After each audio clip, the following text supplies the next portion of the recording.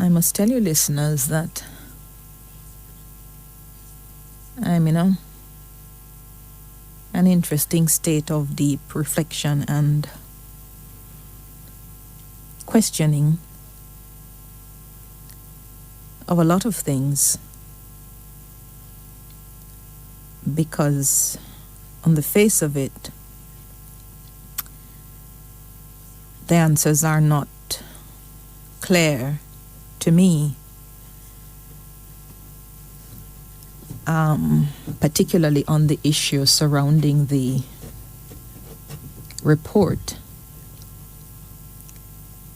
which has been done by the Office of the Children's Advocate, a commission of Parliament, and which has been tabled and which has not minced words in its conclusions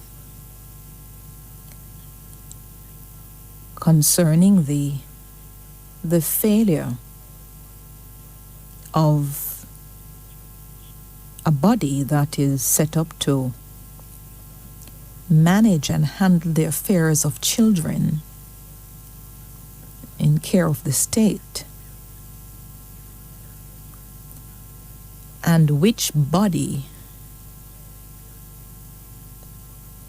must be fully aware, as has been demonstrated over the years, its understanding of its statutory remit, its duty of care,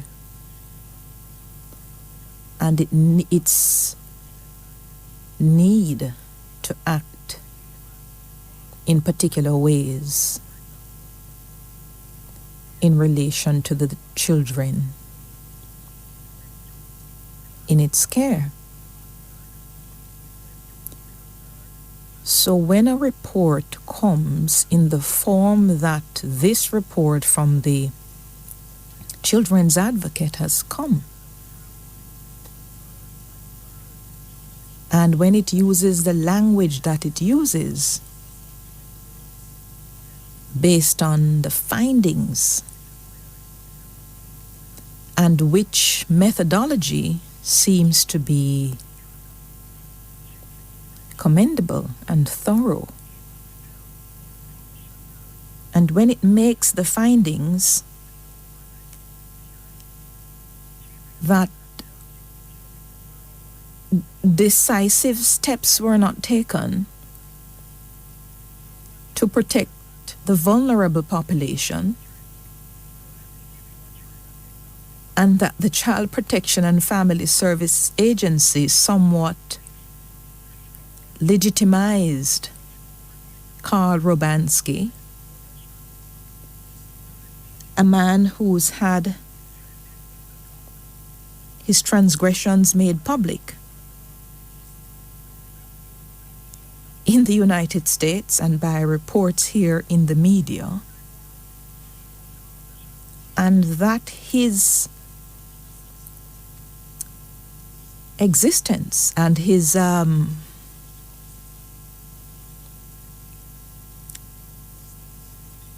organization was legitimized through the public association and endorsement by an entity in Jamaica set up to protecting the interests of our children.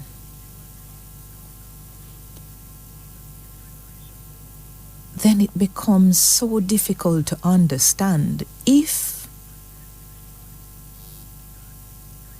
the report, the contents of the report are true,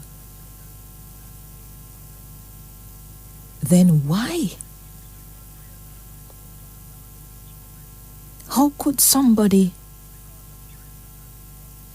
holding the highest office in an entity such as the Child Protection and Family Services Agency as the Chief Executive Officer, with scores of years of service, to this particular entity in other capacities and now in this capacity as CEO. How could there be such acts and instances of omission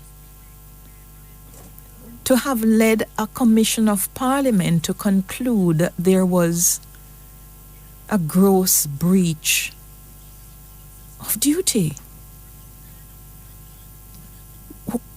What is not disclosed? What is disclosable but not yet disclosed? Why an inquiring mind should even believe that this thing is absolutely even remotely possible? None of it doesn't make sense to me. There must be something. There must be more that should be put up before us for us to be able to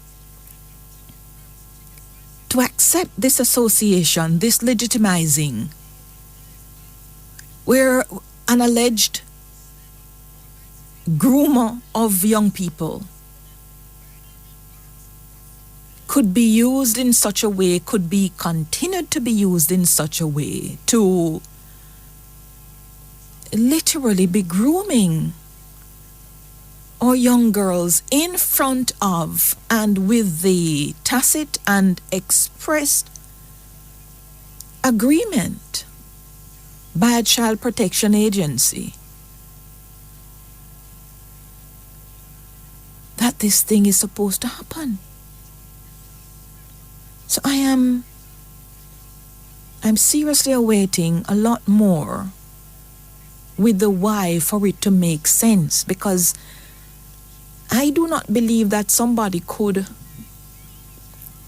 serve in a position to rise to the highest office in the position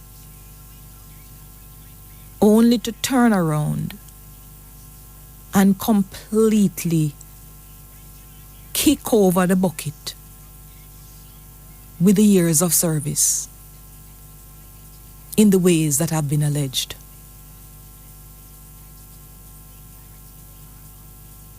Unless I misunderstand how human beings operate. But there must be more. And I would just love to know as well for the whole issue of procedure, whether this report and the contents and the possible adverse findings, whether they were told to Rosalie Gage Gray, whether her comments on the potential adverse findings were sought, and whether her comment on the possible adverse findings were also included in the report, and whether she was given the absolute right to say something before it came out, because remember now, due process is an interesting thing. But remember too, all of us must remember, this whole framework under which we operate with children, it is carefully designed. And it is designed in such a way, sort of unlike other areas of law where a failure to do something can cause one to be culpable criminally because of the particularly vulnerable position in which our children exist. So if you know something and don't say something to bring attention to the plight of the vulnerable child, then your not saying something could cause you to get into problems. and that careful design of the system is integral to its proper functioning. And all of us must be warned. But how at this stage, in this dispensation, in this century, one commission of parliament can find in such compelling, unambiguous language such outright breach of duty pointed not at employees low down in the totem pole in an entity designed to protect children, but pointing directly to the top. It is incomprehensible. And I caution again that in all of this, if processes are not handled properly, then the outcome that we seek, well, I don't know about we, because I don't come to these things with preset outcomes in mind, because an outcome must be dependent on a number of things, including the process. But outcomes that may be desired by some may not be realized if proper processes are not followed. And this is where I want to caution everybody. So I must tell you that when I was listening to the presentation by the Education Minister in the Parliament, Favour Williams, and Favour Williams is not known to raise her voice above 2 decibels, but as high as it could go, it went in the Parliament, and quite understandably so, because the findings of the report are extremely troubling. The particular findings about a minister being misled and the alleged misleading of the minister caused a number of things to have continued. But I was surprised when the minister went as far as to ask for the CEO to step aside.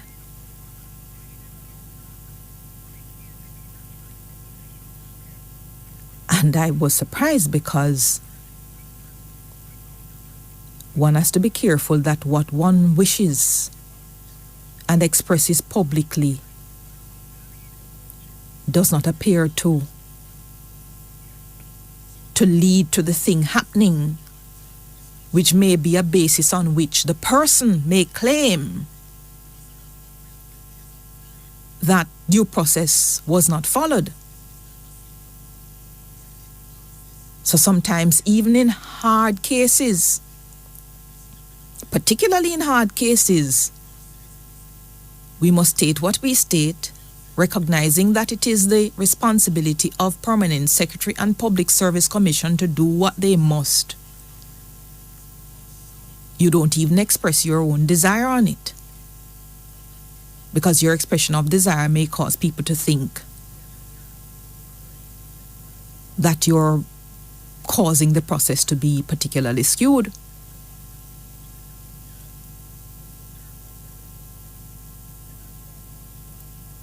Everything about this entire report is troubling, and more so troubling, as I said, based on the answers that are not clear to me. Because there must be answers for why? If this is so, why?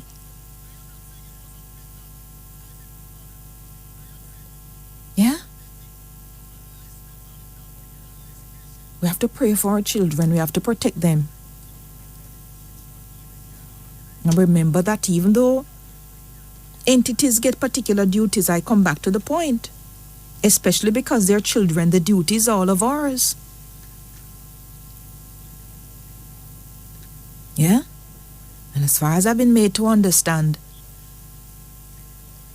Karl Robansky, even after some of the young ladies left and got to the age of majority, he continued to pay their tuitions to higher learning, and all of those things. I mean, it's something should cause us to question deeper why things are happening. And especially where a lot of the young girls get into the facilities because they were victims of a particular kind of abuse, then it is sometimes easier to continue being the victim, which is why their protection is so important. But who should know this better than the Child Protection and Family Services Agency? I just reiterate the discomfort I feel around every single thing. And by the way, the Office of the Children's Advocate, Diane Gordon Harrison, and her team, they are to be absolutely commended for the pragmatic approach that they took into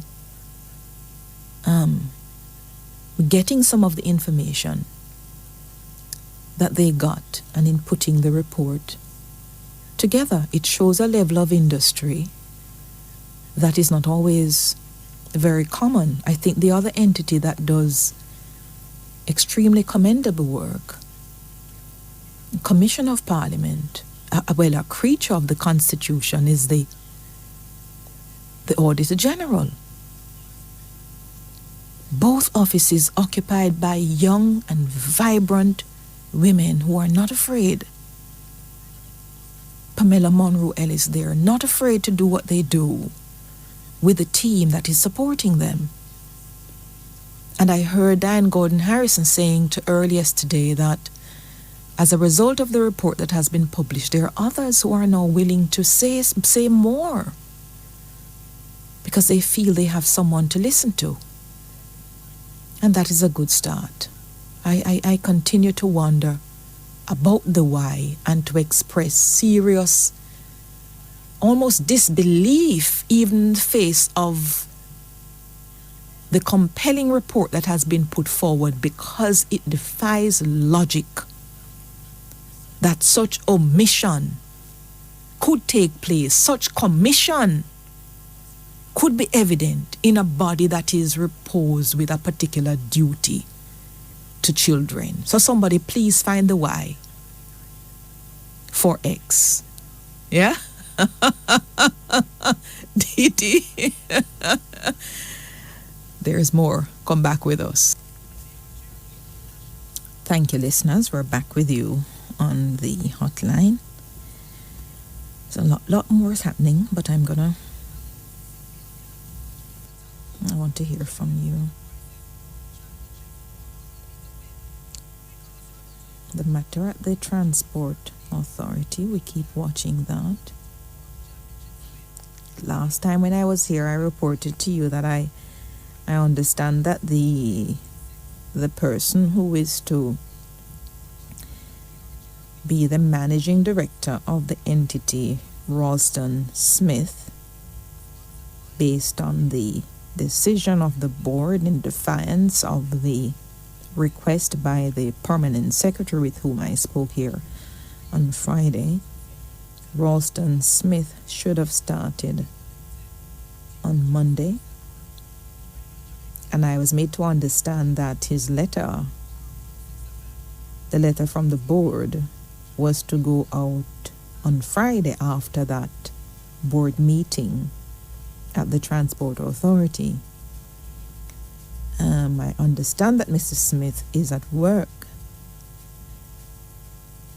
I'd love to find out if he got a contract or if he got merely an engagement letter.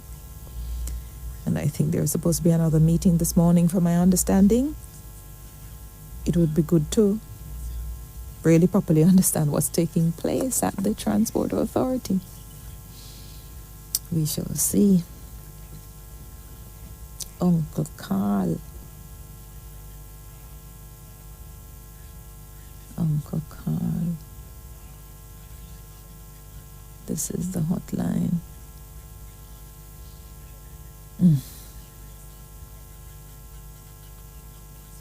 Embracing orphans. Father's house. You see all them something I know. Father's house. When I heard it, all I could think of, in my father's house there are many mansions. If it were not so, I would have told you. How can father's house not be a place of refuge and proper refuge? When you put it like that, and you force our young girls to go to church, because every one of us had to go to church, and these scriptures, no matter what age you get to, you can recite them in the dead of night. And that's why I love King James Version. Not like this NIV business. Because the NIV, certainly because I grew up on the King James, I can recite portions of the King James. But this NIV that does the translation, I don't know it. I don't want to know it. I like thy and thou. And ye. And thee. And ye, Gigi. No, that is Big Boy. What did Big Boy say last week? Put a dot. Rain no play.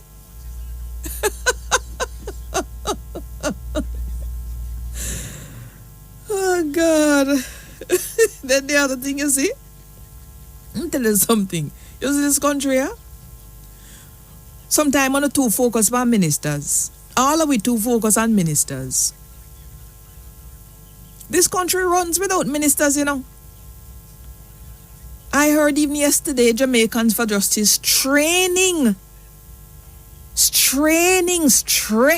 to get up to the minister.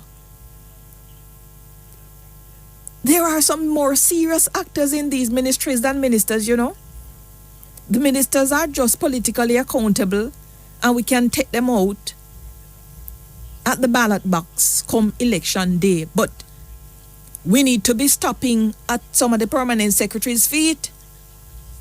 We need to be calling them to books. They are the chief accounting officers in a lot of these ministries. I don't need to get it right. So because sometimes you think it is politically okay to strain to get up to a minister, when the hands and feet in ministries, they are not the ministers. Yeah? So we don't have to continue to be perpetual contortionists. Stop what we need to stop. Anyway, 9262178, 9268631, 9267615 and 1-888-991-2080. In my father's house there are many mansions. Morning to you, Tony. Tony say, okay, I'm with you on that. Although unlike you, I've moved away from church and religion. How dare you? The blood of Jesus is against you, Tony. I still like the language of the Bible, especially the King James Version. Yes, man. Stay there. It's a good place to stay.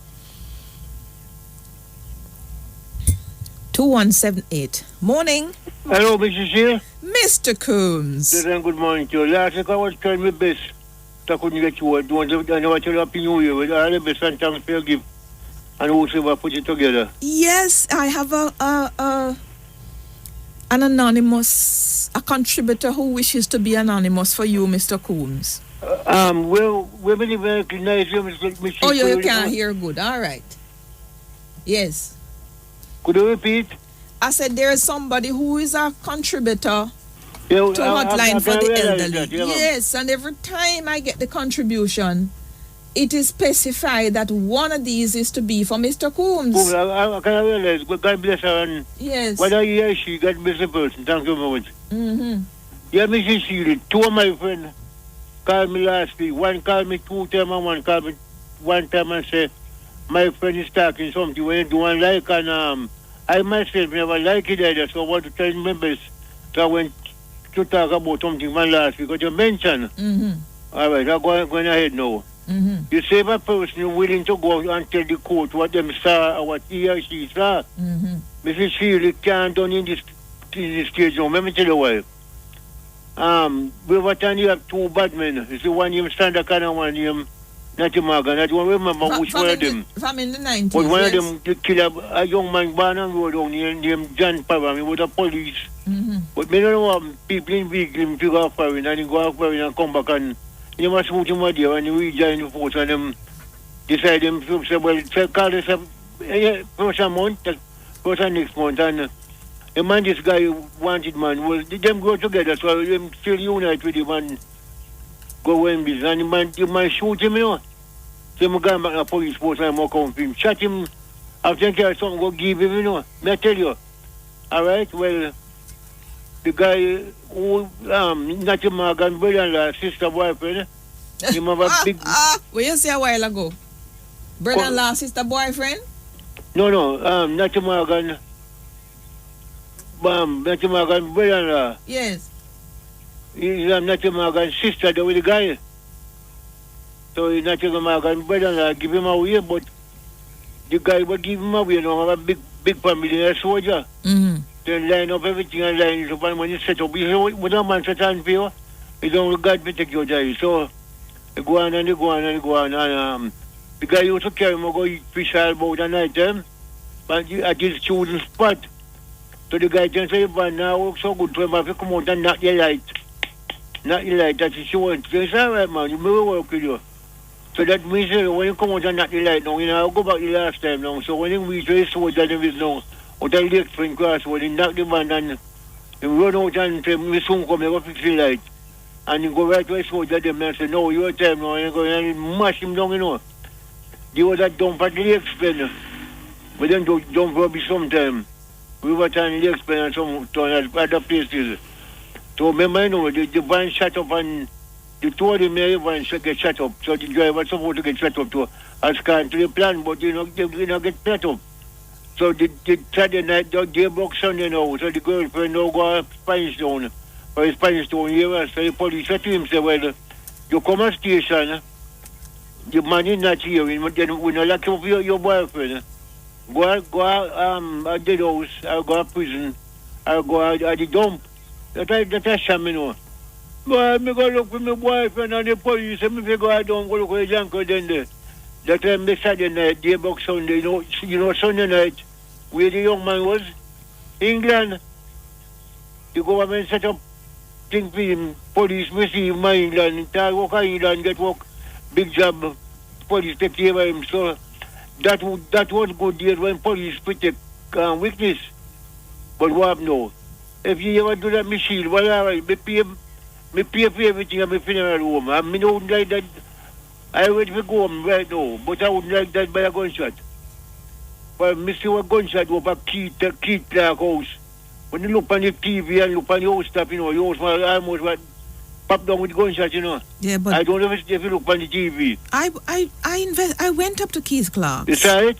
I did one of the first exposés from Keith Clark's house. Yeah. Which was carried on Impact at the time. So I was there, I smelt the blood. This year? Yes. I would like to hear your suggestion. I'm going to hang up and make a suggestion. All right, take care. Please. God bless you. So we come back to this question now. What? Because Mr. Coombs was trying to tell me nobody wants to talk because they are afraid that the police will give information to the people they're giving information to the police on. So I suppose the decay will continue. Yeah, I heard the DPP and the judges bemoaning the lack of robust participation in the jury system. Everybody are complaining about the backlog, but people now show up for go to jury duty. So wanna answer the question, wanna really want. When cases can be tried, murder cases can try for 10, 15 years. Wanna complain. When you get called for jury duty, una Marley gripe and Fluxy complain, and can't go. When it comes to giving evidence, una not go because I'm afraid. What is it una want? What is your role as a citizen? When you come with the answer, I want you to try and figure out the answer and let us talk through it. I think you need a break there, Shinehead. No? 9267615. Morning, this is the hotline. Hello, good morning, Mrs. Shields. Let me turn on the radio. Mrs. Shields? Yes, who is this? This is Miss Chiga. Chiga! Turn down the radio, Chiga. Come in over hear myself. Look how long me not hear you. They try, man, but you know, see, I had to get the good gold of them find them, so. Me say, what them say, gold down there, Chiga? So they say, but why? Our fire look like a sort of clear view to see one time. When we used to go spring and they go clear McDally and pot and plate and them some they come like they clear them, bro. Me see the matter about good me say. Then it's a place I never dig up yet. But Mr. Sheila, tell me something now. Who are going to fix back the people in the yard, though? Why? I look at things from the yard and rock stone and I forget so sense about people come from all boats swam the place, you know. Right to the cross.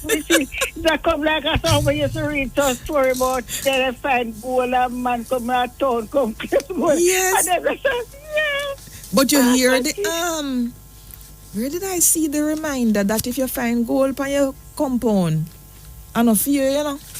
I saw me here, so I have to the report. government take it over. You have to report it. All land belongs to the crown and of we land.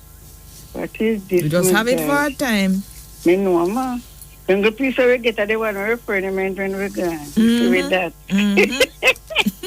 Mrs. Shields, a long time not talk to you, man. Me about kill man. Me have some good to hear you. Na me foot and thing, but me still a galang. That's right, you know. Yes. So you're how old now? Me 86 now, you know. What? Mm-hmm. Me don't know me country, me born 1937, so about that. You don't know me. I think you probably know it better than me. 1937. Let me check to make sure. Yes, in November. 2020. Which month you born again? November 18. November 18. Oh, so yeah, well, Scorpio too. Yes, master, deep in it. Sting hard. Sting. Fly like a butterfly, sting like a bee. Yeah. So what else you have to tell me? I'm glad to hear you. Well, Mrs. Shields, me talk about the little pension. Me right now, Mrs. Shields, yesterday somebody telling them I get 9,000. I said, me I get 20 card up big. No, Mrs. Shields, tell me something now. What $7,000 can buy now? Yes. It's bad. Not even if me that 9,000, me put it all apartment, it can't buy it because where you buy one thing not 1,000 and but if you buy food and well, I'm not complaining, you know. To the honest to God, I'm not complaining, but people are the worst after me. There are a lot of things that I will come back up, you know. Mm-hmm. Well, I don't know. As I say, you see, the problem is that the pension is dependent on how much you contribute when you were working. But Mrs. Seals, you will admit, you know, pension is a thing we continue. Me, people used to throw before me, right? Me come and throw. The younger people throwing, then all them pension money where them borrow. Where them borrow and thing, warm to it. Then them borrow so well for money to the pension, go do something and then I see. So yes, money there. So the money, the young people throwing now, so remember some money have it there for when the young people them get old. Then they can get something. But I think we are continue, you know, remember some we are continue, right. Some we are continue. So all who work with the money and then take out where we could the card with them, they dry it out, you know. Remember, you know, yes. Them they draw out your money, you know, them not ask you. Them not dry it, and when they want, no, then dip them and then take it out and do what they want, and they look a pension them. No. Right. What them do with it is invest it so that the money where you're getting at 2023 is is more than you put in 1990, and that is because them keep investing it. Yes, Mrs. Hill, what I think of, from at the time we get one like some kind of from a Shahili, put on one little chop and smite until no, Mrs. Look what things raised up since that. Yes. Mrs. Hill, you ever can $5,000 at supermarket? 5 what? $5,000. No, me I put it up. But that about you, that about a smaller. And when you don't take up your fear, put back. I can't buy nothing. Mrs. Hill, look how much everything got up. So then I think you like a touch up now, man. It is time, man. It's difficult. It's At time, man, because I know say, why the mister them, I take that more and that for buy them dog food, man. Then can't put it more for it now, Mrs. Hill. Believe me, man. Yes. Mr. But you know what I tell all the old pensioners them? I listen to them, Mrs. Don't vote for Mr. Samuda because I'm old. If you raise the pension, I don't know what for him. I don't know if it's Mr. Samuda can do anything, it's mostly, it's probably the finance ministry that would have to look at that is a great Dr. Clark. Dr. Clark. Maybe a recommendation. What they've been saying is that they're doing, I don't even know the process, but I know they've been talking about some actuarial studies long time ago and whatever else. So I don't know. I know that the government said they top up. They try and top up, or they want to try and top it up, but I don't know the formula that they use to top it up. But something needs to come, especially because things are so expensive. Yes, ma'am. Yes, Mr. Shields. Them kind of look better, ma'am. I know somebody else want to talk. I'm glad for your advice. Yes, Trigger, good Have to a hear blessed you. day. Love you. All right, love you too. Take care. Yeah, ma'am. Yes, Trigger. 9268631. Hello. 8631. Good morning. This is the hotline. All right. So sorry about that. Toll free. I'm with you. Hi, morning. Shields. Hi. How this are is you? Miss B. Happy New Year. Thank you. Same to you, Miss B. Hello. I'm hearing you. Happy New Year to you as well. Yes. Welcome. Happy New Year. Yes. You know I have to love you, Miss Shields, because you asked the right question. I heard you last week with the minister with the paternity leave. And some of the questions that you asked, those were the questions that I was wondering about also. About if the both of them were in the same department or so. Although they probably can be worked out, but at the same time, I mean, it's good to hear them so that they can even have a general idea where person's, mind is towards those questions. Yes. And the questions that you asked about Mrs. Gage Gray and the situation, those are the questions that I'm asking us. I'm asking why.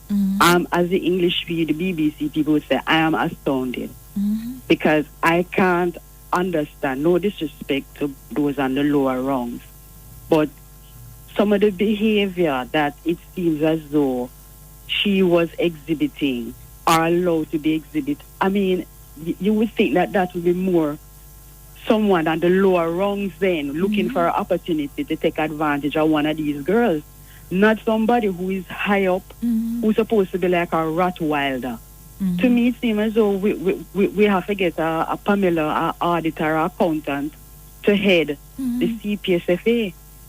A lot more is required. Some answers need to come, as I said, for it to make sense.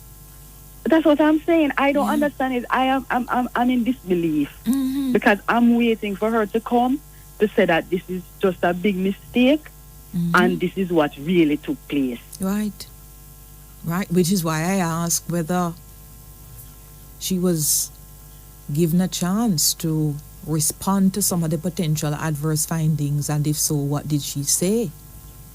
Because but you see, other persons are trying to get in contact, have been trying consistently to get in contact with her. And well, I must tell you that I made contact with her and asked if she could talk, and she said she's not able to talk at this time. So she did respond, and because I like to hear from everybody, particularly those against whom adverse findings are made. But she says she's not able to talk at this time, and I just read it that she Okay. has to consider all of her options, especially because the permanent secretary is involved. In fact, I understand. We should find out from the permanent secretary too where things are with this report that has been put before the permanent secretary by the minister. What is the process now? When does it go before the Public Service Commission? What is the process? Because there's a way in which we are so comfortable with everything remaining in the dark unless it concerns a minister or some politician. Something is unhealthy about us, you know. Yeah? You know, before this broke in 2021, you know, I don't know what I was doing, and I was wondering if we do background checks on the persons who work within the organizations like those that have to do with children. Absolutely. And it's a must. And then, remember, I think the Public Service Commission must have a role in how the chief executive officer of such an agent was selected in the first place. For you to have the role in disciplining, if disciplining is necessary, then you have a role in selecting. And there's a general clause in a lot of these matters in the Constitution that speaks to misconduct. Misconduct in sort of public office would be the badge under which the Public Service Commission is engaged to act in disciplining people such as chief executive officers, or even if judges are to be removed. You have the Judicial Services Commission, and the whole branch of misconduct in public office becomes the badge that, you know. So the way you're chosen, the scrutiny that goes behind it, the rigor of the interviewing process must unearth that you have an appreciation of the duty that is put on you when you're assuming the office. And if you don't understand it, you can't even be shortlisted for the interview. You can't move from first interview to second interview. You certainly can't be selected. So something is completely undisclosed now, but certainly must be disclosable. I don't know. It is quite frightening. Very. Yeah. It's incredulous. It's astounding. Yeah. How can you just said that she's gone through the system, although sometimes going through the system doesn't necessarily make you a candidate, the right candidate. But at the same time you have gone through the system, you know what is needed, or supposed to know what is needed in a situation like this. You have to be a Rottweiler. This is not 1963 when everybody naive and don't know or maybe turn their head. There's too much technology, too much things out there, and too much information for people. And processes that have been developed for people not to know what to do now. And not only that, it's whereas a chief executive officer cannot be expected to know all things, especially where there are different branches of the thing operating. In this case, what we heard from the report is that there were certain representations made by the chief executive officer herself about the status of this particular man and an entity controlled by him following some reports. And the status report given by her, in many instances, the OCA said that they turned out to be a misrepresentation of what actually was. So they put it squarely up to her. It is, something is not right. Thank you for the call. Thank you, listeners. We're back with you on the hotline. Thank you, Sean A. Davis. Good morning to you. He says,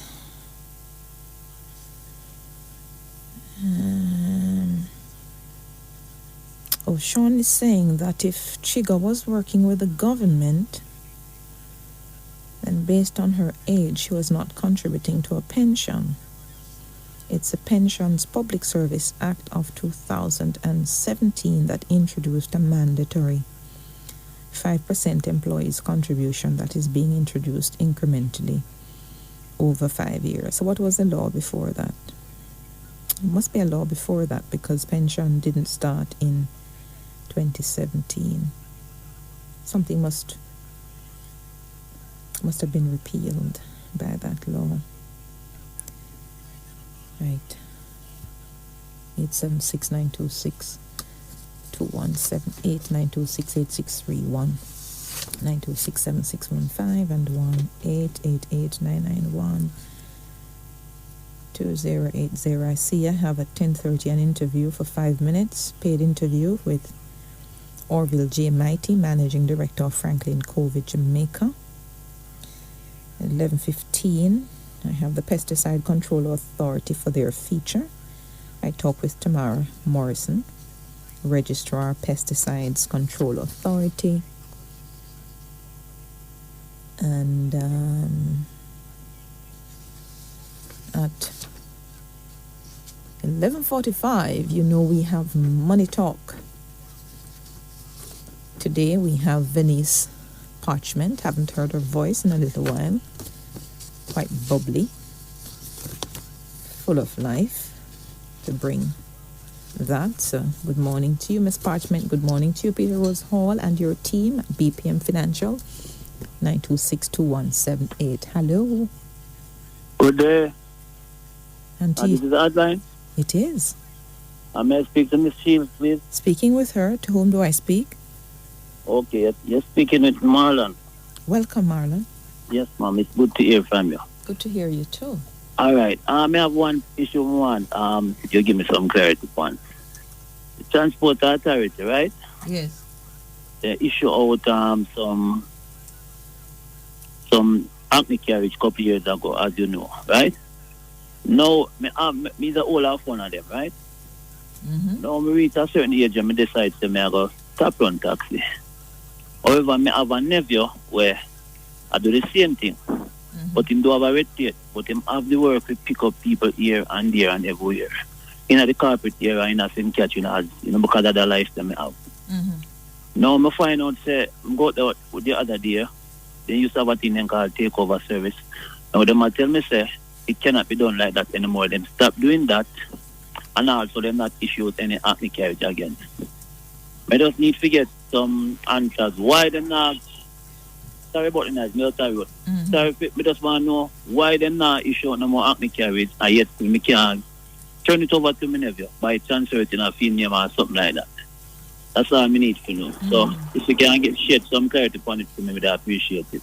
All right, let's see who so the Hackney carriage license, it's how long is it for?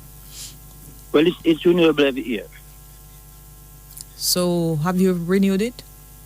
I did. Right now it is renewed. It is active, yes, but I'm not running taxi anymore. Yes, so you want to, and you said it used to be the case that it could be transferred to somebody else? Well, them say they used to have a thing called takeover service. What that mean? Well, I guess you could have give somebody to use it. Yeah, but what process you had to go through to get it? I don't really know, I just got there. No, when you got the first one, before you renew, when you got your first Hackney carriage license, how did you qualify for getting it? Just have the car, you have the insurance, your car fit and everything to deal with it, and you just deal with it. That was when the minister give out a lot of it. Now, you could have do it yourself. You didn't have to go through any taxi service or anything like that. Yes. So it's dependent on you, your driver's license, and the fitness of the car that you own. Yes, ma'am. So the Hackney carriage license, it was specific to a particular vehicle or a particular driver? For a particular vehicle. So if you change your vehicle, get a new one with new license plate, then you couldn't use the same Hackney carriage license with the new vehicle. As long as that vehicle in my name. Okay. You can use it. Right. But me now use it's it to again you. because I come out of taxi work. No, man, I understand. What I'm trying to understand is the process. So the license attaches to the person. And the car that the person owns. And whichever car is in the person's name. Yes, ma'am. So your nephew, his vehicle is not in your name? No, it's not in my name. Yes. So the takeover service can't work like that.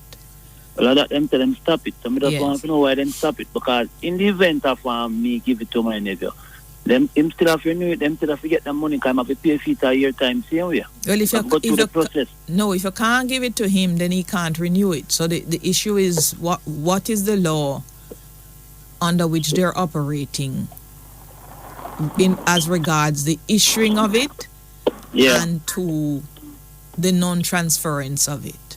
Yes, but they might tell me say right now, all me have to do is surrender it.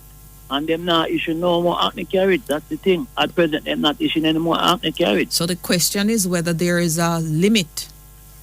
There's a limit to the numbers that they can issue, and are they at that limit now? Long time them say them at that limit. It's about 2 years now them stop it. Right. If you, I'm sure there are others like you there. So if they were at the limit 2 years, have they not had anybody surrendering in the last 2 years? And if people surrender, don't you have space becoming available then? That may I say too. Let me find out.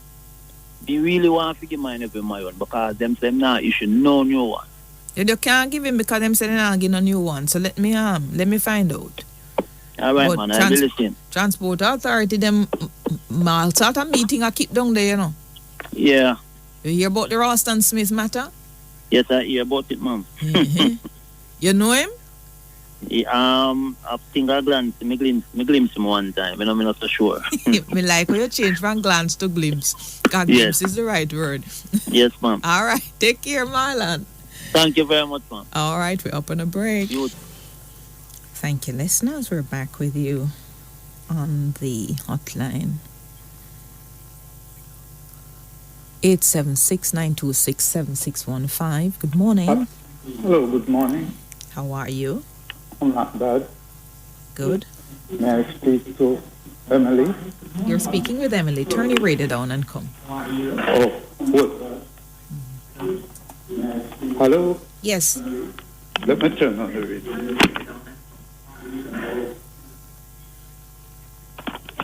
Yes, ma'am. Mm-hmm.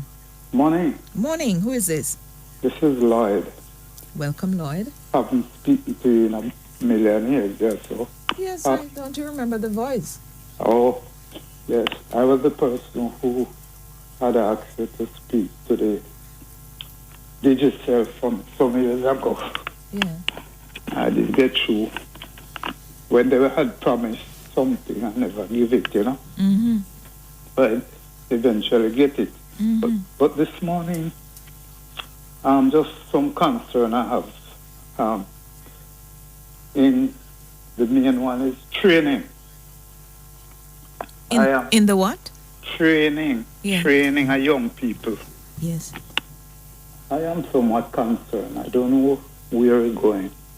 I don't know. I know there is heart, but heart to me is not able to train as many artisans that would have wanted, like mason, plumber, and so on. And that organization cater to a certain level of education, but especially the people who didn't do so well at school. You know, you remember at one time we have like Kenilworth, Cobbler, and places like those, right? Mm-hmm. And we also had a lot of young people usually go to the like the carpenters and the masons and so on, mm-hmm. and learn the trade. But I don't see much of that going on. I don't know if I'm not traveling around enough, but to me, maybe in the near future we'll have to start import some of those people. I'm worried. I don't see what's going on. I don't know. I thought Hart was doing a good job with that group. Yes, but Hart not able to cater to everybody. But why not? I thought they were tailoring. Hart, I did quite a few outside broadcasts with Hart, and one of the brilliant things I certainly learned some years ago is that they're not waiting on people to come into a classroom for formal learning, you know. Okay. Sometimes they go out into communities where they know that people are there doing the trade for a number of years. You may be doing some carpentry, you may be doing some electrical work, some plumbing, even some barbering, some hairdressing. Yeah. And they go to the various communities and do whatever additional instructions they think the people need. And they get the certification as a result of those sessions of instructions. I know that some of that go on, but to my mind, I don't think enough of that is going on at all. Oh. As a result of which it costs, when you get a man to do a plumbing job now, yes, it's a whole heap of money, and it, because of the scarcity, you know. Yes. So I'm really concerned. I would like the people in charge to really look into it and see yes how it's going, because it has other implications too. I don't know if it's the people, the young people, not interested in learning. I don't know. So when you said a while ago, to my mind, not enough of this is happening. What is it? What informs your mind? Well, just what I see happening in the communities, especially cops are doing the jobs, because you hardly can find somebody, and when they do it too, they don't. A lot of them don't do it as good as they are too. You know. So I'm really concerned. Even in agriculture too, this is another section. We don't find a lot of people. I mean, those who didn't do so well in the schools, and they always go towards, in my days, growing up, they always tend to go towards agriculture. I'm not saying that agriculture doesn't need well-educated people, you know. But I don't see a lot of the young people getting into agriculture, and it worries me. You know? We have so many problems. Look at when we train our teachers and our nurses as well. The better ones, as they get the training, they're gone abroad. You can't blame them, because everybody looking a better life. You know? Well, the question is it a better life? Well, you saw in the UK the largest strike perhaps in over 100 years for members of the NHS and the rail service. So many things have been crippled there, and sometimes you wonder, what is this better life we're talking about? Well, you know, it has a lot to do with our country. I think we have not produced very well over the maybe 20, 30 years. And as such, is the same little cake has to be shared as among all the people. You know, I don't even know what we're exporting now. Remember at one time, we usually export a lot of banana, sugar, and things like that. What are we exporting now? Yes, those areas have sort of largely dried up because of trade pacts coming to an end and all different types of things in world trading. And there is a limit to the things that we export. I mean, one of the things I look for when I travel, and increasingly every single supermarket, I love walking the aisle of every supermarket wherever I go. Okay. And you'd never believe some things like your Grace products. Everywhere in the world I've gone and looked in supermarkets, you find some of the Grace products. You'll find your Excelsior water crackers, which my handbag can't do without. Okay. And, some of the thing with the ground provisions, for example, as much as we think it is all ours, there are other parts of the Caribbean that produce, some of the staples that we eat. So you'll find plantain. Yeah. And even cocoa, yam, jackfruit. A lot of jackfruit, I think, is from either Mexico or Indonesia. Right. And the markets are flooded, in those parts of the world with it. I completely agree with you that we need to get our export earnings up a lot more. Yeah. And I marvel as to why we haven't been able to do more. I've talked to a lot of the exporters, and They say it's not always easy, but some people are breaking into the market. Okay. Yeah, not enough, but Okay. more is necessary. I'm moving from one area to the other, but where the nurses and the teachers are concerned, I'm wondering if the government is not in a position to make certain agreements with places like Canada, America, England, and see if they can come to an agreement that we produce. Since we have the factory out here, can produce the people, you know, and we produce a certain amount, by agreement, of course, for each category. And then each of these countries, they would fund the program, and they get a certain quota out of what is produced, and then we would have some, because you see, we can compete with them in terms of salary and so on. Yes. You know, I'm just thinking because... Yeah, but the thing is, you see, Lloyd, that when a lot of these countries don't want the newly trained people, they want the people with the experience.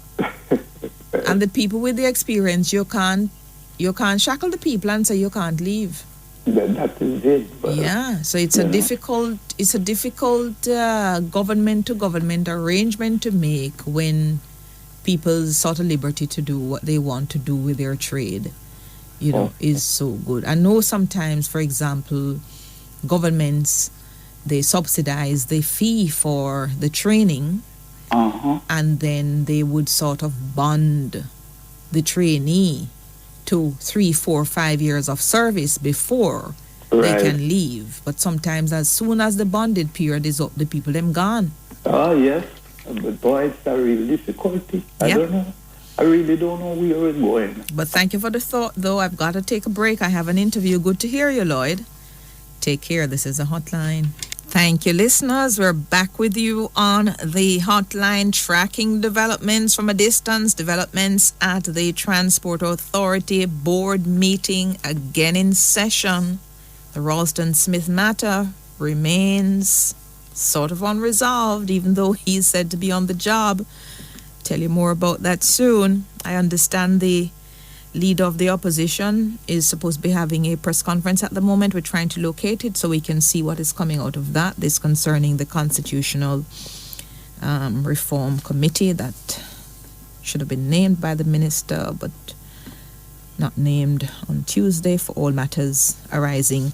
Let me just go to This Is the Hotline. Just before we go to the break, I have on WhatsApp here a former Transport Authority inspector says a road license is not transferable. Transport Authority has a cap on the amount of license it issues. They used to allow takeover services. It was abused and they stopped it.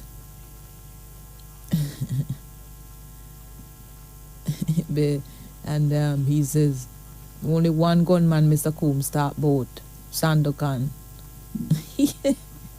Hey, Sandokan from a little girl a country, you know. From here we 3 sister frack. And when we their country, nobody can get become a town because we're afraid of Sandokan. Eh? A Sandokan, and who else is out there? No? Me have to add more finger and some more hands to count the number of whatever leaders and so forth that have sprung up and gone down in recent times. What happened to the one that we were in the gathering? To uplift him.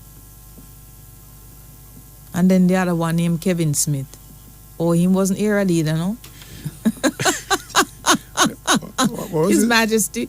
Duppy Flim? Duppy Fling him. Fling him. Go ahead. Up on a break. We're back with you, listeners, on the hotline. 8631. Hello, good morning.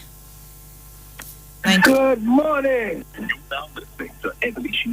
Hang on a minute. Leonard. Hang on a minute. Yes. Hotline is loud in Now, in England.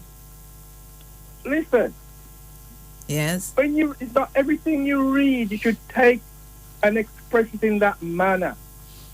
What? Train strike. Listen, please. Mm-hmm. Train strike. There are around 13 to 14 different train companies. Some areas trains do not travel to. Yes. Nurses strike. There's always cover for people who are seriously ill. Yes.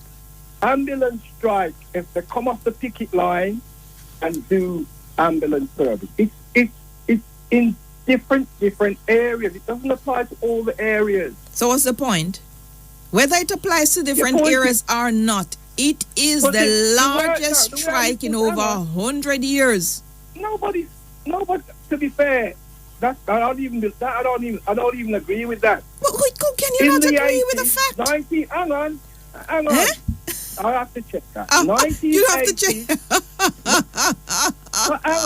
Hang on. 1980, 81, we had strikes all over the place. That you're arguing the wrong point. You're arguing the wrong point. I'm not saying that there were not strikes. I'm not saying. Where you put it. No, listen to me now. Frankly, I'm not there to count the numbers. And I can only depend on what international media and what your BBC report. And every single one of them reported from last year that the nurses were to begin the biggest strike ballot in more than 100 years. The nurses, yes, but the nurses have had walkouts and sickouts before. No. That's no. Leonard, you are too bright to be arguing like that. Remember now. Well, it's not about bright. No, but let me tell you why I say it's about bright. I use a superlative. Largest. Largest denotes that you have had a large one before. And secondly, that you may have had a larger one before. But this is going to be the largest. Particle. That's right. So this is why I say you're too bright to argue that we have had before, when inherent in what I have said, in largest, it means that you have had large and larger before, and this is perhaps the largest numerically. So don't argue the wrong point. Anyway, listen. Let's put it this way. No. Do you accept what I'm saying? Yes. Thank you very much. We are in chaos because the present government decides not to negotiate with the workers. And the key point is that they hide behind various bodies, like pay review bodies, when it's convenient for them. Yes, I'm not disputing that at all. As you know, we have a principle, where it's a recommendation. Mm-hmm. Government doesn't have to follow. Just like how they had a referendum for Brexit, and a referendum is an advisory to the government. It's more than advisory. Government does not have to do it. Don't be ridiculous. This is now. Are you telling, when you use the word advisory, there's more than a subliminal insinuation, as you said, that government doesn't need to abide by the outcome. That is the lateral meaning of it. But technically, that cannot happen. Anyhow, the conservative government didn't go Brexit after the people voted Brexit, there would be an absolute revolt all over. Not necessarily. What do you mean not necessarily? I don't think so. On what basis would the members of the House of Commons decide not to go with the people? It was 48 to 52. But it was a small majority. No, but remember now, Leonard, where you don't set the rules from the beginning to say you need a clear majority of at least 5 or more %, then a simple majority, even by 1, must be sufficient in a democracy for the will of the majority, however small, to be carried out. So you can't change the rules midstream. Off the top of my head, I think in Tony Blair time we had referendums that Tony Blair did not abide by. Might be not like what on the level and the thing. I can't remember. Well, neither can I. So you can't just float things like that when the history is so recent and can be tested. I do not remember that. Not on the significant level that Brexit was. Anyway, as far as what the Conservative government have done, they've shot the country in your foot. How could you give away 450 million customers on your doorstep and you're going to Australia and New Zealand to try and strike a trade deal? I completely agree with that. That's ridiculous. As James O'Brien says, it is the only country in the world that has imposed an economic sanction on itself. I agree with that. Anyway, this Labour government you have in Jamaica loves to spin, Jesus. I just seen the paper a minute ago. Nigel Clark. He's a decent chap. He's a decent chap. And he put on his Twitter a picture of a bloke holding a paternity certificate. Come on. That is over the top here. Why is it over the top here? Come on. Why is it over the top here? Because paternity leave is in certain jurisdictions. I never experienced it because my children in the late 20s and my son's 40s. I never experienced it. But it's not such a big deal, and it's only to government agencies. It's not all over the country. Listen to me now. Listen to me. Hang on. No. No. You cannot judge our first recipient of paternity leave based on what obtains elsewhere when this is new to this jurisdiction. Nothing is pathetic about it. Nothing is pathetic about it. Yes. To justify paternity leave. It's not to justify. Really? It is to demonstrate our political independence is now in the 60th year. It is the first time in the 60 years of political independence that we're having something that has been recognized in some jurisdictions as being so important. First time we're having it here in this jurisdiction. If you don't think it's important to celebrate milestones, we do. And this is a crucial milestone for us. I don't think it's even 10 years old in this country. It doesn't matter. It doesn't matter. We're not comparing ourselves with you with that. It's a moment in history. It is a moment in history that needs to be recorded. All right. Listen. Okay, next question I'm off. In order for somebody to work with children, don't they have to have some sort of documentation or something to suggest they haven't been charged with a sexual crime, they haven't committed certain offences? We call it DBS here, disclosure and barring, whatever. Yeah. So there's a particular board that does it. But to work with children, you have to submit an application for a DBS. They check all the police stations or wherever, or check the records. And if you haven't got it, everything's clear, they send you an enhanced certificate. So every year, so I've got one, every year you pay a £13 fee for an update. So what I don't understand is, is there people working with children who shouldn't be? Is there any other form of check and balances that they practice? Good question. We really have a lot of questions to ask after this. I do not know the answers. We should. So I just find anything to do with anything where there's vulnerable people, that you have to have a DBS. Mm-hmm. And it has to be on the update system. So if I want to work in a college or a school, before I can go in there, when I was working, I have to present my DBS. And it can't be pending. You can't get an interview or anybody speaks to you until they see your DBS. Mm-hmm. And before that, they had what they called CRB, Criminal Record Bureau. They used to do it that way, where it would last for a period. Now they look still for you. Now it's on the update system. Every year, you have to pay a fee if you want it renewed, and they check if you've done anything during that period. And the basic one that they do,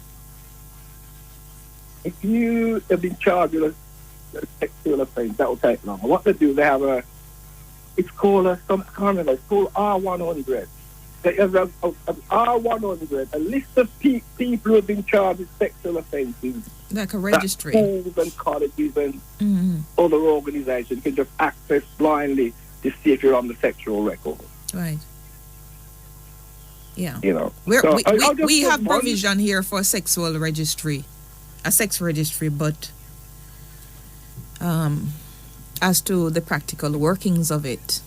And if you're from abroad, I think you have to show something from there to show you're registered on it. So you can't move from one jurisdiction and come here and get into a school or get into looking after kids or working in a children's home. Yeah. Because we've had various instances where... Oh, yes. Yes, I've read about a lot of them in the UK there. Things have happened, obviously. But not only that, what about, even the other day, what about that thing that led to sort of the ultimate demise of Boris, where one of his key people is alleged to have had some inappropriate sexual contact with another young man. Pincher.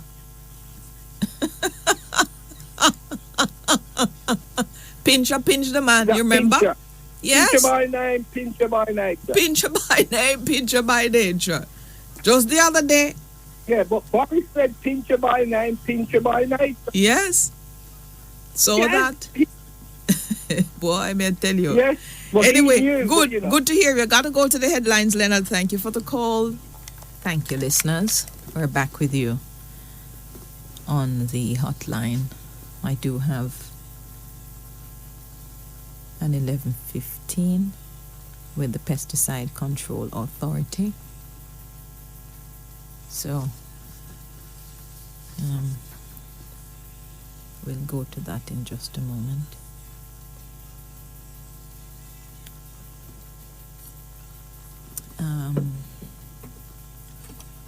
On text line,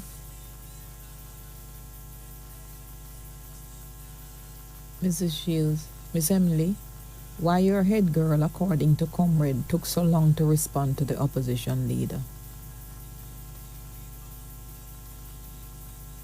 How am I to answer this question?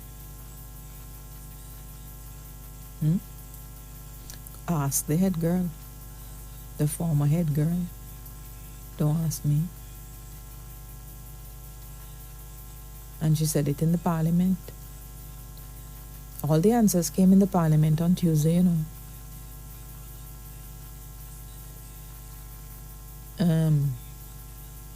Also, in St. James, there are a number of communities that are without street lights. Fairview, Irwin, Westgate Hill, Catherine Hall, Wilshire, Belmont, Bogue, Albion, to name a few.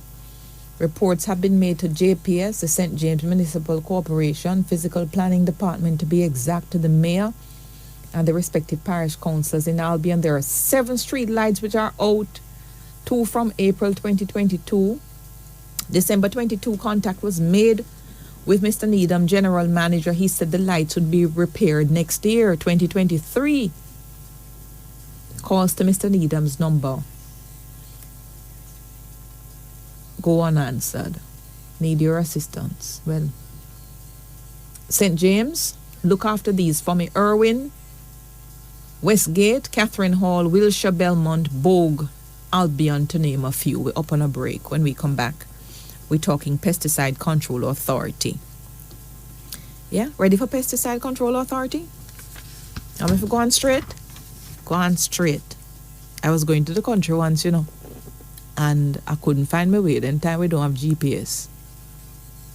Me say, I go down one hill. The hill never look like it at the bottom. And as so me I go down, me I catch me afraid. Me I say, where me I go now? And as me stop and see one little old man with a donkey next to him. Hello, sir, morning. How you fine? Me couldn't even finish when me I go. The man said, go on straight.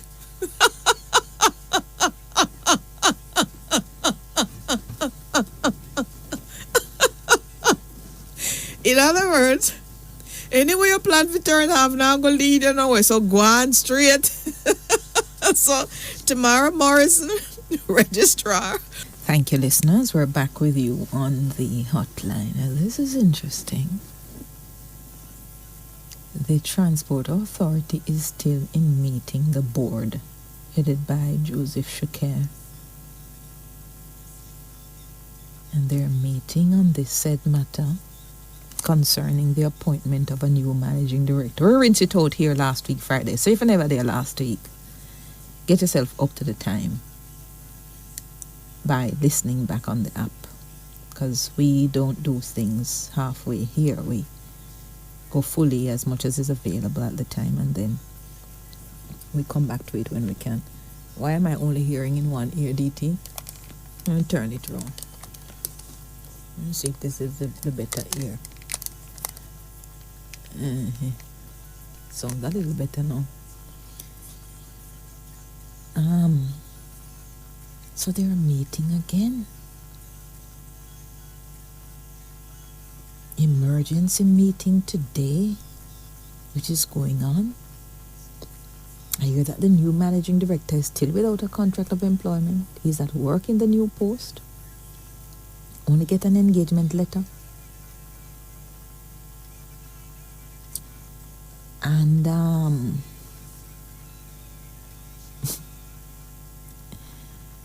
don't know. In looking through this law, I think last time when I had the permanent secretary here, Dr. Alwyn Hales, in scrolling through the Transport Authority Act, I did read for Dr. Hales Section 5, which says the minister may, after consultation with the chairman, give the authority directions of a general character as to the policy to be followed in the performance of its functions in relation to matters appearing to him to concern the public interest. The authority shall furnish the minister with such returns, accounts, and other information as he may require with respect to the activities of the authority. So this is ministerial discretion to provide directions of a general character. But I don't know that the appointment of a managing director can be considered to be direction of a general character. But then no, there's a section 7. And this section says, subject to subsection 2, the authority, the Transport Authority, may appoint and employ at such remuneration and on such terms and conditions as it thinks fit a managing director, secretary, and such other officers and servants as it thinks necessary for the proper carrying out of the provisions of this Act. Subsection 2, remember that all of these functions here by the authority are subject now to subsection 2. And subsection 2 has 2 parts, A and B. And 2 starts off saying the authority shall not assign to any post any salary in respect of the prescribed rate without the prior approval of the minister, or the authority shall not make any appointment to any post to which a salary in excess of the prescribed rate is assigned without the prior approval of the minister. So the question then is whether the appointment of Ralston Smith as managing director is for a salary in excess of the prescribed rate. And if it is in excess of the prescribed rate,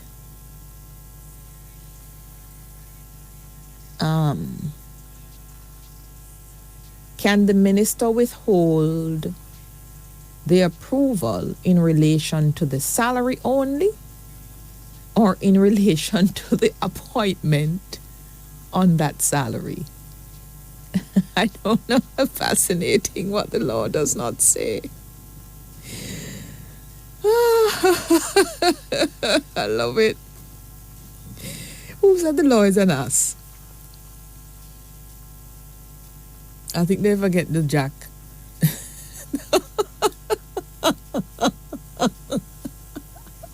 What a fascinating thing. Wait there. I will come ready my wait pad for call 11:37. If you not get me now, you now get me again. See there? 7615, hello? See me, I'm this. Jesus, have mercy. Him this. Father, what have I done to thee, dear God? Why, Jesus? You know you want good hobby, a woman. Why, Jesus? Every time I feel the spirit, I know it's a dopey comrade coming on. I must pray. You're not afraid of me, you know. Not afraid of me. What a stress. Afraid of the minister, them. You buy your rice already? I know, sir. I rice in the eat right now, but a bit of a jasmine. Oh, you have to eat rice at 11:30. It's too early. You cannot eat rice. You have some callaloo in there? Mm-hmm. Eh? Walipa bush. Like what? Irish mash? Cabbage. Mm-hmm. Sweet pepper. Mm-hmm. Onion, carrot, pak choy, walipa bush. Oh, you're vegetarian? Mm-mm. You're pescatarian? Just little me a comrade. Oh, well. Good. I won't go further than that. No, what kind of vegetarian, pescatarian here, but me a comrade. We're not blocking the naming of the Constitutional Committee for. Tell your head girl, I'm near her office me there right now. Don't tell me. Go over there, go tell her. Yeah, tell me for. Look on the letter. I mean, name news carrier. At June 2022, they're planning at June 2023. The date of the letter is June 2022, not June 2023. And we they communicate now in writing because I find this also pedantic and we don't ridiculous. Want, no, you remember Peter, Phillips and Andrew? You remember said Andrew go say Peter did agree when Peter didn't agree? Listen. You don't know the funny thing is that I don't remember. We communicate in writing. No, but this is the thing, you see. For me, the communication is continuous, particularly through the Parliament. Okay. And the questions that have been asked of the minister in the letter. Turn off your phone. Turn off your phone and tell comrade leader if you hold on, you're talking to me. This is not the comrade leader, I have my number. Oh, what a shame. You can't get it still. What is it? You not tell yes. me. So, yeah, the framework has been set out by this minister so many times in the Parliament. She's made at least 2 or 3 detailed presentations. Certainly this is about the 3rd one I recall. And the answers have been given in those sessions. So this thing where people sit across from each other, where sessions are had in Parliament and one expects something back in writing, and if it's not in writing, then nothing has been received. We are behaving in a most pedantic manner in the 21st century. Okay, we're afraid of them, Miss Cook. Oh. We're afraid of them. We have to get something in writing, and such a serious matter, we have to get something in writing. No, but more importantly, you tell me, very serious matter. You think it's right? You think it is right that the leader of the opposition is saying to the country and to the minister that we think you must twin the idea of a republic with abolishing appeals to the Privy Council and making the CCJ final court of appeal? He said, based on what I heard that he said on the Christian's program. It was a suggestion, and I'm in agreement with him. No, it was no suggestion. I don't think they should quit, because guess what? You see that CCJ sitting there, I saw like a land still left on fire. The what? Of mercy, like retirement land. I know rain that. Rain, let me know. Coming on yesterday, tell like, it look like a rain, it's like a smoke. Well, you soon know if I smoke, you soon smell it. They Smoke. Smell. The fact, Mr. that you cannot, why you want to get rid of King Charles ahead and you want to hold on for King Charles court? I want him kick me out. That's not the point, though. That's you that is a part of it too. No, it's not a part of it. I tell you why it's not a part of it. Hold on. Let me finish this thought. Put some rice in your mouth. Why would they move from the Put some rice. Put some rice in your mouth. Why then what's the point in removing the king? But I don't think you understand and you're not listening. Put some rice in your mouth and put extra cabbage. Yes. To remove the king is not a done deal. It requires a referendum. We know all of that. So no, you don't know, because you think it's a foregone conclusion that people will vote for the king to be removed. I am not saying so. So what she's saying, the whole fact that we were on King Jackie, but we don't want to feel like King Jackie, but we want to hold on King court. It can't work. No, everything. No, everything. This is why you need to listen. You know what the minister outlined are different stages that they hope to do the things in, but she says they wish to be guided by the committee based on the committee's review of whatever background documents they are going to give. But if Mark Golding said it was a suggestion that he made, that is not a correct way of putting it. What he did was to directly twin becoming a republic with acceding to the CCJ. If not, he's not playing game. That's what the letter said. But what I'm saying, Miss Cook, forget about what I'm saying no. I'm saying no to you. Yeah. Why should we? But let me tell you something. It is politics, and the GLP play politics with the CCJ until Mia no. Me I can't obey them. No, because but this is the fund. This is no. In Barbados, this is if it never go eat so rice. Popular in Barbados, bro, God, we don't jump up on it because of popularity. But this is it. No, this is the level of ignorance you mustn't be attributing to yourself. Barbados' constitution is fundamentally different from ours. They can change King Charles and put in some president without a referendum. So anybody who think we can do it the way Barbados did it, you are wrong. Absolutely wrong. Put rice in your mouth and come back to me next time we're up on a break. Thank you, listeners. We're back with you. Good afternoon. Welcome to those who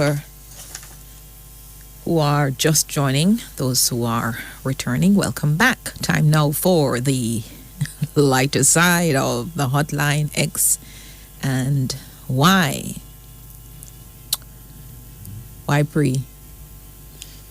I try to see if I can arrange a ride to go down to Chester Castle. Go on straight. No.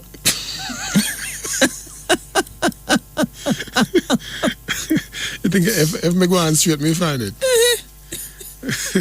Go on straight. Hey, you coming with me? Me? You know what them describe it as?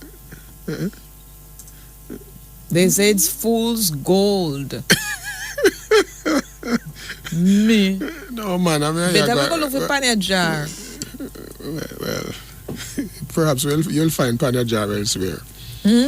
Look how long we look for Panya Jar, we can't find it. But if they were like about 10 feet down, they say, then they found that kind of gold-looking thing. Yeah. I don't think the Spaniards were able to bury the jars with their gold so far. They never had excavator and all of them stuff that to dig so deep. Then look how people make cave deeper than 10 feet without any excavating, whatever. You stay there. All fingernail man take the gold hole.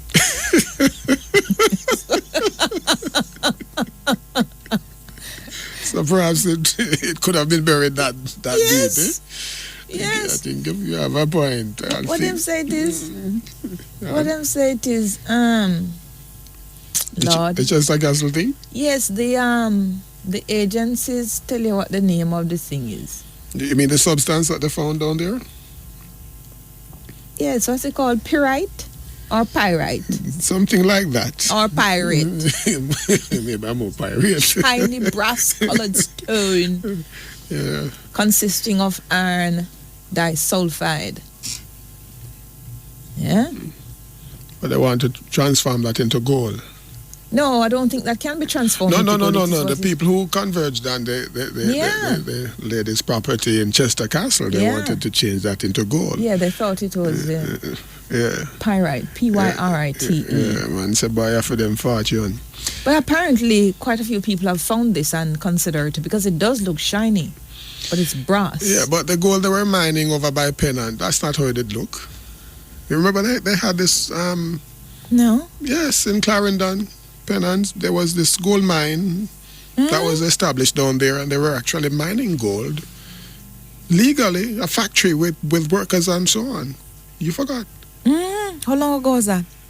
Well, I think they may have closed around about 2004, thereabout, after some strike by workers for more pay. Then we get up on gold mine on a strike. When we don't fill up my pocket. For more pay. When we don't fill up my pocket, I'll leave for daytime. You know, as a matter of fact, I wear a magnet go work. No. That wouldn't work. Why? No, because it really was just the ore. So the ore can't stick on I don't magnet? think so. Need to try it. It never goes through the process to get to the stage of gold yet. Oh, So I didn't know about that penance thing. Yes, man. Proper thing they had there. They were mining gold. So gold is still up there at Pennant. So perhaps the people in Chester Castle need to just relocate. But what did mines and geology say it is? You mean at Pennant? Yeah. Was gold. They were mining real gold. Really? Yes. It was more like it's a gold factory. They were mining gold. I didn't know we found gold in Jamaica. They found gold there and was running good and proper gold factory, if you can call it that. Oh. Yes. I completely missed that. I'm going to have to look. But then we now learned that if you do find gold or what do you call these or minerals on your property, then it's not yours. Right, you're supposed to report it. Yeah. But what about when you find clear? Mines and gel. You find clay. Take that and go. Take it, make drum. You know how to make clay drum? No, sculpting. No, man. In our days, we used to use the clay to put it around like the cheese pan. And then you tasty get cheese pan. I don't think it was tasty. But what's the name of the cheese that was available then? I thought it was tasty. It wasn't tasty, man. That's some New Zealand cheese or cheddar, something like that. Yes. Came from New Zealand. And we'd now use the fabric and paste it with the clay onto the pan. And you had a piece of stick that you use and slide along the edges. So you know what them used to say you're doing? You're card the drum. Card it. C-A-A-D. Yes, not card the drum. So you're making it stiffer so you can get a proper sound. And when you get your two pieces of stick, man, and in some instances you make some big ones from maybe the kerosene tin. Those tins that they used to use to boil hog food. The cooking oil used to come in those, right? Cut it out and put peeling skin and boil hog food. Boil yes. And you leave the top up. You used to leave a part like a sort of a triangular cut so you can hold it. So you can hold it, right? Wait. So you boil your hog feeding. It's so funny. We all did it the same way, and we came from completely different places. Right. So you would sometimes use tins as big as those. A big piece of flour bag fabric you get from off of the flour. That was so thick, flour back there. And you stretch it across, and it proper drum sound, you know, proper drum sound. So you use it to play kete drum, I want all kind of drum, man. Kete, kekle, everything. Kete drum, down road. What is that to me? Yes, and then a man maybe sitting beside her with a mouth organ. Beautiful sound that. By the way, there was somebody who played a mouth organ the other day when you went to the when we had the broadcast at Tower Street. Hotline for the elderly. No, it wasn't Tower Street. It was in the Upper yard. Camp. No, man. It was in the yard. It was in the yard. Hotline for the elderly in the yard. Yeah. Yes, it was in the yard. It was brilliant. Yes. Nice sound. So a man play mouth organ and you play a drum. And somebody a knock tambourine. You better believe and somebody it. I have a little thing him called banjo.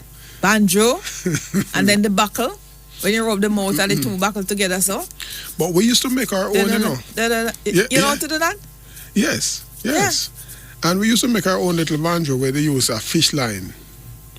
So we get the fish line and we cut out a piece of board and dress it up nicely with grass buckle.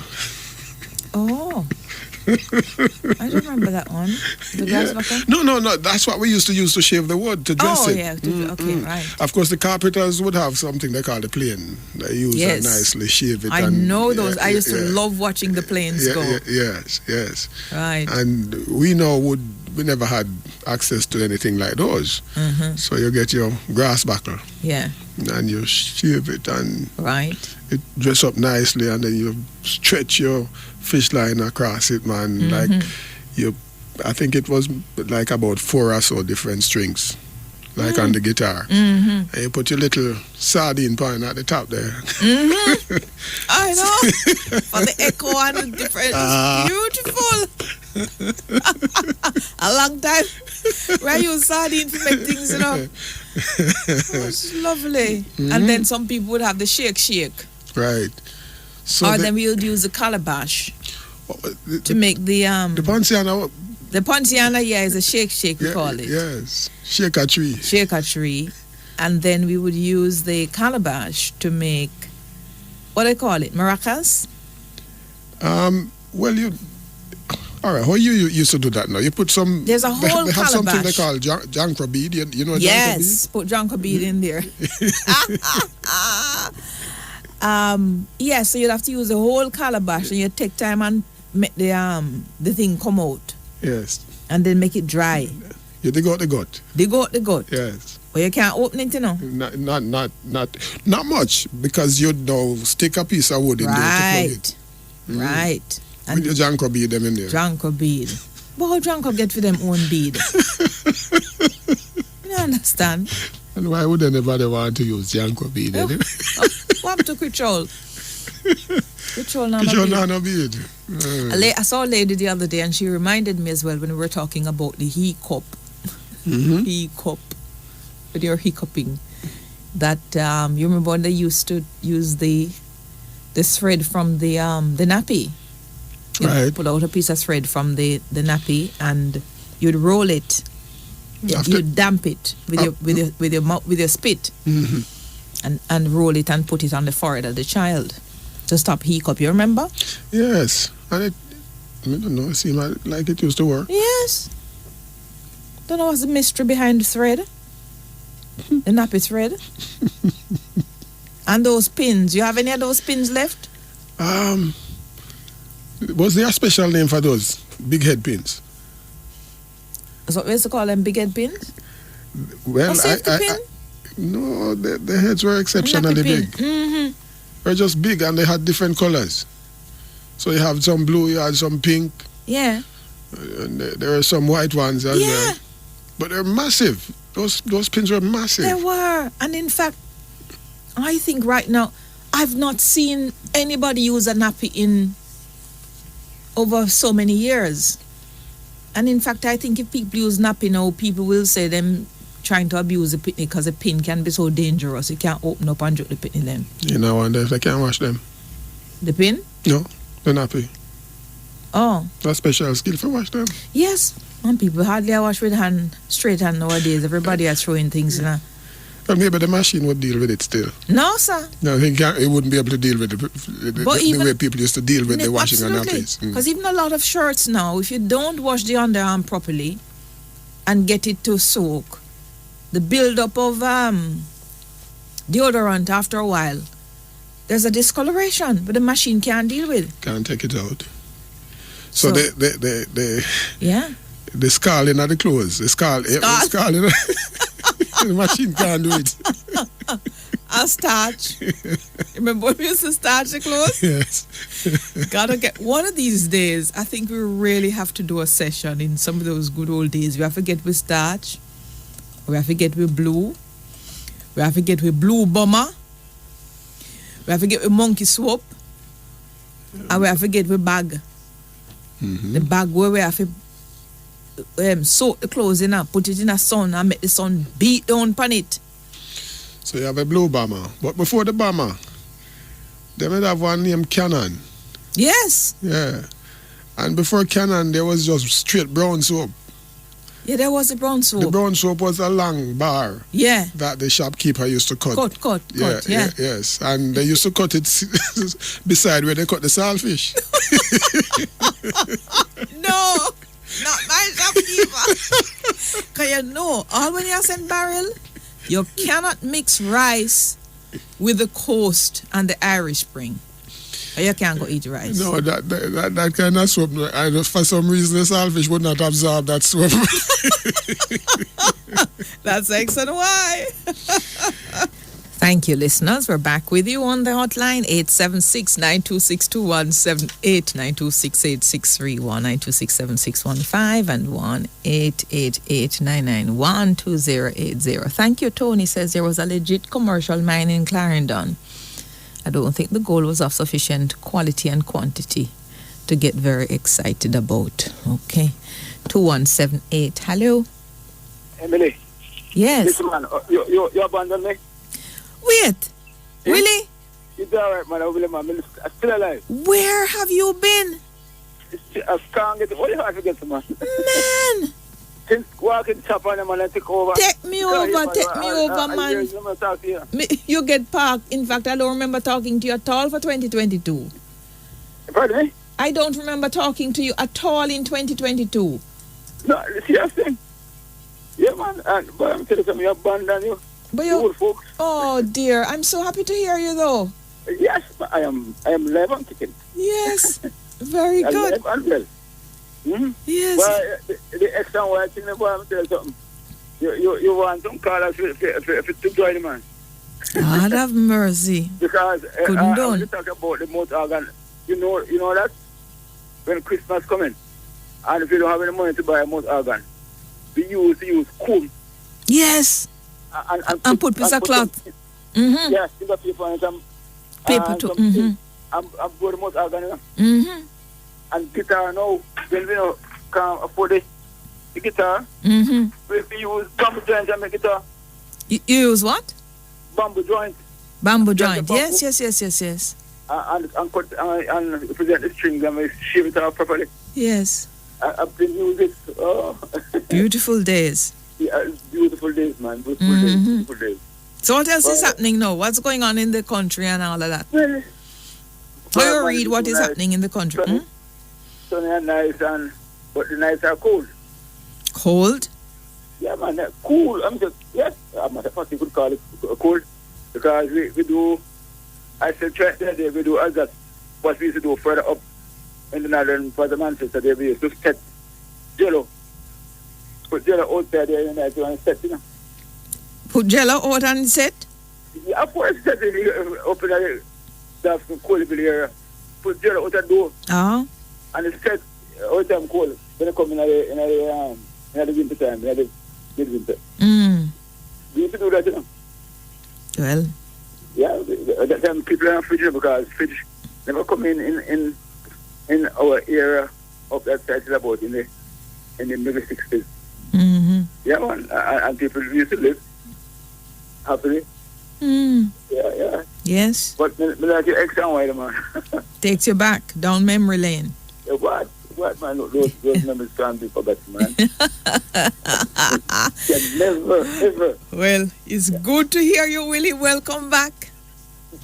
I was here and listening every day. Yes. Friday, but Well, keep trying. You sound the same, so it doesn't appear that you're aging much, which is good. I tell you, Mark, I am nearer to 80 now than 75. Is it? So I didn't know that at all. That's really good, though. Yeah, man. I'm up there, and yeah. Enjoying life. It is no serious health problem. No aches and pains. I like to still take my exercise and walk. Very but I don't nice. Walk like how some people do. Yes. Some people, when they want to exercise in the morning, they walk on the road. Yeah. I would pick up plant a root of corn or a root of nice gungo peas. Mm-hmm. Yeah, you can't plant the gungo peas near walking shop, you know. I'm a man we eat all 6 pound of peas. Yeah, I tell you. In one pot of soup. Shop where he is now. Where he is on by Credit area. Yeah. The same Hector's River start from further up, you know. Hector's River? We have some love at that river there. We have some 2 fallen, deep, rocks on the sandstone though. Yeah. And those fallen are so lovely. But we don't know about them because they got keep water on and take it and go take one man to be a Christian. And thief all the stone too.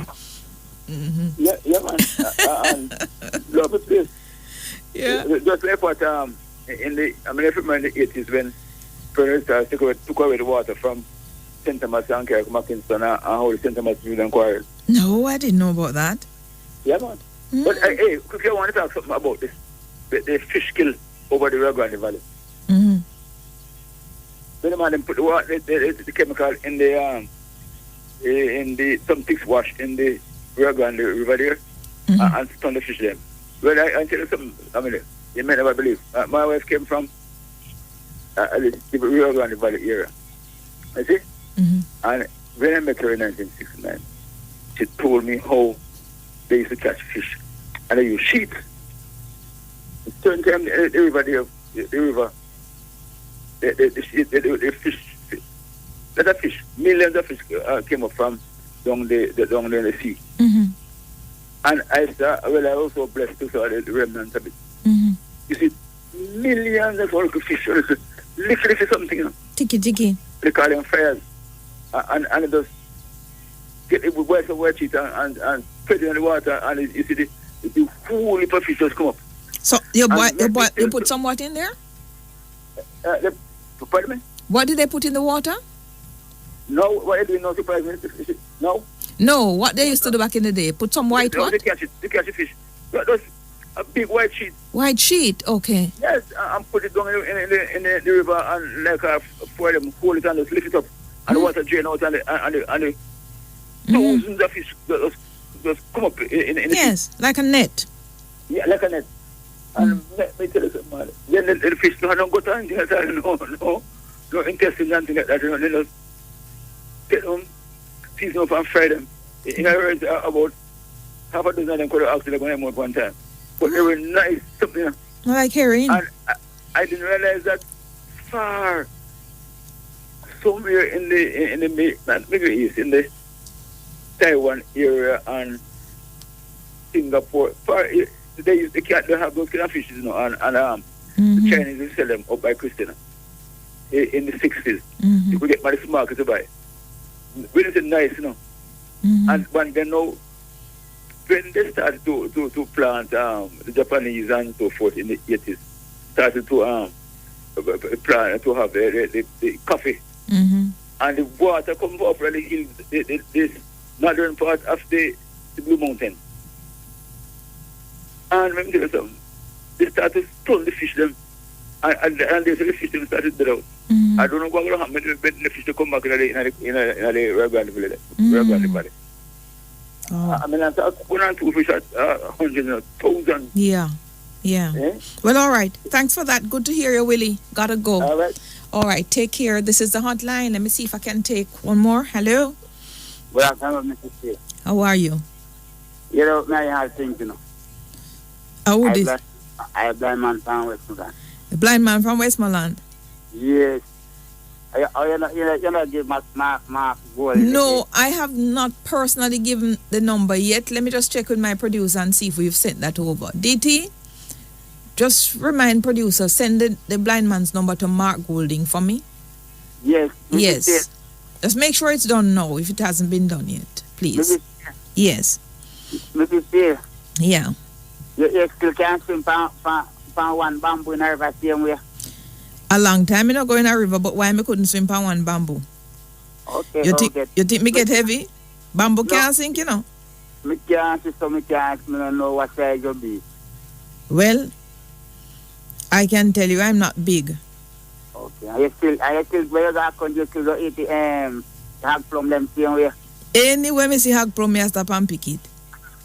If it's in the water, I'll be swimming.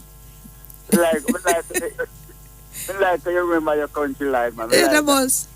They grow up in the thing. It's a part of you. It's so beautiful. When you talk to your client, it's and drop off. What me do, me go in the water if I go catch hog plum. And river come down upon me. And when river come down upon you, a sudden thing that you know, blind man. No, I know about them river. Them, river wash away, because river rain fall at the top. Yes, and river come down fast upon you, and a drone, and you have nothing to hold on. Sometimes all the people when they wash and stump in the river. You only see pan and wash way. Yes. Are you hear Emily come out of the water? Yes, Emily said, me can't come out. Yes. Thank you, blind man. We'll make sure Mark Golding gets your number. All right. Thank you. Yeah. This is the hotline 7615. Hello. Hello. Hi. Good morning. Wait. Good afternoon. East Central? You were normally earlier in the program? I was early on, but you was have to go into Money Talk. Okay. Well, it's good to have you. Seems you'll be my last caller, depending on what you have to say. That will interest me. Well, it would have interest you, yes, because I wanted to contact Mr. Andre Earl on his good program on Tuesday night. Yeah, what did he do? Oh, he did have a crop of lawyers and they were discussing the bail bill. Oh, brilliant. Yeah, man. And I'm like, but only thing, he did send an invitation to the DPP department, but they declined. Right. I don't think the office of the DPP has yet made a submission to Parliament. I don't think so, you know. I've not heard it. I've not heard it, but I want to know when they will make the submission, because I'd like to hear their side of the story and their views based on this bill. Yeah, I think I don't know. But what interesting came out of the discussion balancing justice, yeah. Oh, there are many mixed views. It was interested from point A to point B, because I put 2 points where what was interested most of all. Mm-hmm.